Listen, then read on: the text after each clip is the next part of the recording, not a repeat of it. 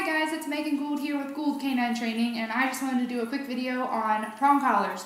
So I'm not going to really talk about how to use them or anything like that. I'm really just going to talk about fitting them correctly to your dog. So I see so many people as I'm driving just to work or to the store, they're out walking their dogs and they have prong collars on them to stop them from pulling. Mind you, these people's dogs are 5 feet in front of them pulling on the leash. And they have a prong collar that's like all the way down on the dog's chest basically. And they wonder why their dog is still pulling and not obeying and all of this stuff. First of all, fit is really important. So we want to make sure that we fit the dog's prong collar up nice and high, right behind their jaw, behind their ears, right behind their skull, and that we have it snug. So I'm going to talk to you today about a brand of prong collar I really like. I'll tell you where you can get it. It's relatively cheap. I think it's the cheapest I found it. And then I want to also discuss how to properly remove and add links, which is going to lead into properly fitting it to your dog. Okay? So I'll see if I can get my pit bull to have enough energy to sit up here and not look like she hates her life, but she's sleeping right now. So I might go for, I don't know, a German Shepherd, a Malinois, something. So we'll see what we can do. So this is a prong collar that I use. This is the only brand I buy. It's a Herm Sprenger, HermSprenger. I get this off of BridgeportEquipment.com, and you can just go to their collar section, and then they have a section for prong collars, and just look for that brand. I don't know if you can see it, it's going to be backwards, but that's the brand I use. So I like this because it has this little plate in the middle, so it changes the direction of the prongs. You can see these prongs over here are going to my left.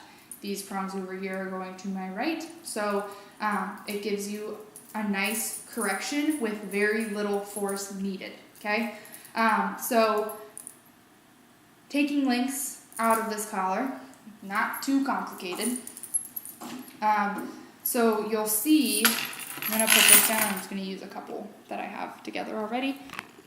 So you'll see that there's this little like horseshoe shape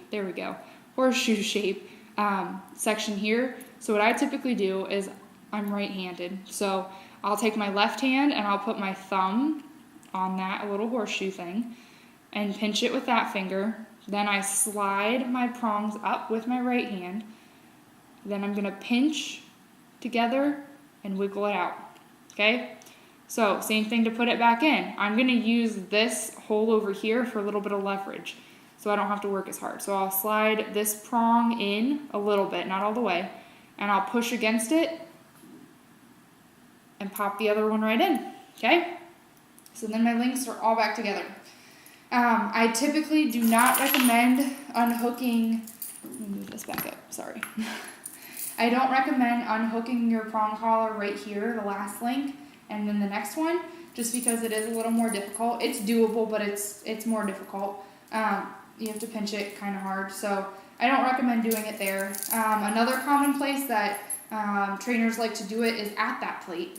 So same concept as using the little horseshoe shape thing. You can just pinch and grab that and slide the prongs right out. Again, kind of get that far prong in that hole and use it for leverage to get the other one in, and then pop it back in. I typically don't like to use that, but whatever floats your boat, whatever gets the job done, right? So that is one way. I do not recommend quick release prong collars. Never will. I hate them. That little clasp can come undone so easily if your dog pulls on it too hard, or if you give a correction and it's at the right angle. So I do not recommend quick release prong collars. I will always recommend you to get one that you literally have to undo the prongs, put it on your dog's neck, and hook the prongs back in, okay? So let's see, Ziggy, come here, Martin, good boy, sit, right here, sit, good boy. I know, you were sleeping, weren't you? I'm sorry. So, we're gonna see how this fits on him. It might fit but I think he's a little smaller than his sister, and this is fit for your sister, isn't it? Yes, it is. So this is too big. You see how far down on his neck this will fall? Okay, way too big. It needs to be up here, okay? So I'm going to, I do believe, take one link out of that side. And again, I will try to fit that back on him. I'm going to do it this way because I'm a righty. Just perfect. Keep his ears out of the way. Then I'm just going to spin, good boy, spin that around. So all my chain work is on this side. I walk my dogs on the left side, so their chain work needs to be on the left side. Okay? See how much higher up that is on his neck? Look here. See that? This is where your dog's prong collar is supposed to be. Okay? So whenever I put it on, I always kind of will lift it away from, can you keep your head over here? Lift it away from their neck, and I'll kind of pull any extra loose skin down through it. Okay? So that is how a prong collar should fit on your dog. Okay? Right? Yeah? You see? Good boy. Shake. No? We're not going to shake today? Yeah, good boy. So that's how a prong collar is supposed to fit on your dog. Just like that, okay? Say bye.